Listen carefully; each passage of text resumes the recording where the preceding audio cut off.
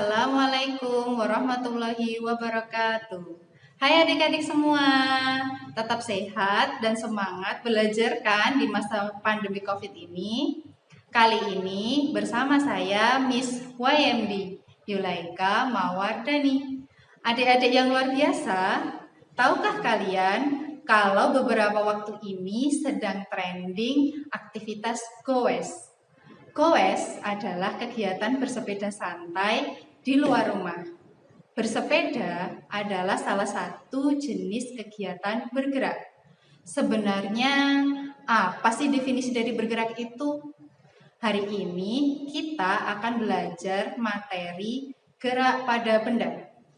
Tujuan pembelajaran kita adalah 1. Menjelaskan gerak pada benda. 2. Menjelaskan kecepatan dan percepatan pada benda. 3. Menjelaskan contoh gerak lurus berubah beraturan dipercepat dan gerak lurus berubah beraturan diperlambat. Perhatikan gambar berikut ini. Bila troli A didorong dari X ke Y, maka troli A bergerak terhadap titik X dan Y.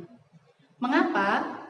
Karena kedudukan troli A berubah terhadap titik X maupun Y. Berikutnya, perhatikanlah gambar ini. Bila troli P dan Q ditarik secara bersama, troli P bergerak terhadap titik X dan Y. Troli Q juga bergerak terhadap titik X dan Y.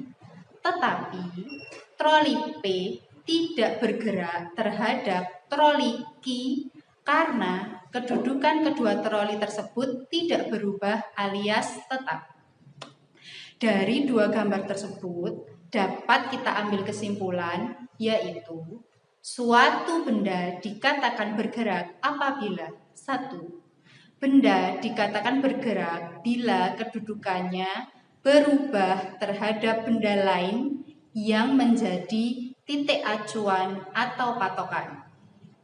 2. Benda dikatakan diam bila kedudukannya tidak mengalami perubahan alias tetap terhadap titik acuannya.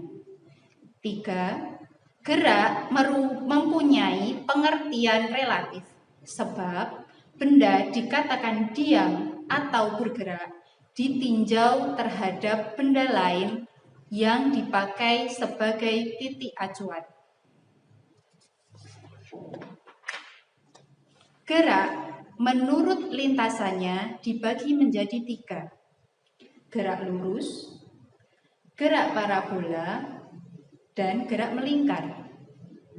Lalu, gerak menurut keadaannya dibagi menjadi 2. Gerak sesungguhnya dan gerak semu. Contoh dari gerak semu yaitu pohon-pohon yang terlihat seakan bergerak ketika kita naik kendaraan. Adik-adik, setiap benda yang bergerak memiliki kecepatan. Kecepatan adalah jarak perpindahan dibagi waktu tempuhnya. Berikut adalah rumus dari kecepatan, yaitu V sama dengan S per T, di mana V adalah kecepatan yang satuannya meter per sekon. S adalah jarak satuannya meter. Dan T adalah waktu satuannya sekon atau detik. Adik-adik, tahukah kalian, benda yang bergerak tidak selalu konstan kecepatannya. Terkadang benda akan mengalami percepatan atau perlambatan ketika bergerak. Percepatan atau perlambatan merupakan kecepatan tiap satuan waktu dan rumusnya adalah sebagai berikut. A sama dengan VT dimin V0 dibagi waktu atau T. A adalah percepatan, satuannya meter per sekon kuadrat. VT adalah kecepatan akhir, satuannya meter per sekon. V0 adalah kecepatan awal, satuannya juga meter per sekon. Sedangkan T adalah selisih waktu, satuannya sekon. Adik-adik, ketika benda bergerak lurus, benda terkadang mengalami percepatan yang disebut GLBB dipercepat. Dan ketika benda akan berhenti, benda akan mengalami perlambatan yang disebut GLBB diperlambat. Berikut adalah contoh-contoh dari GLBB dipercepat dan GLBB diperlambat. GLBB dipercepat, contohnya benda yang dijatuhkan dari ketinggian tertentu atau disebut sebagai gerak jatuh bebas. Lalu gerak kelereng saat menuruni bidang miring. Kemudian untuk GLBB diperlambat, contohnya ketika sebuah bola yang dilempar ke atas.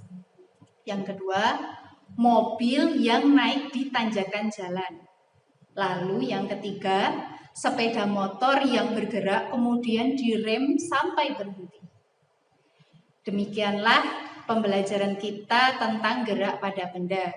Terima kasih atas perhatian kalian semua. Wassalamualaikum warahmatullahi wabarakatuh.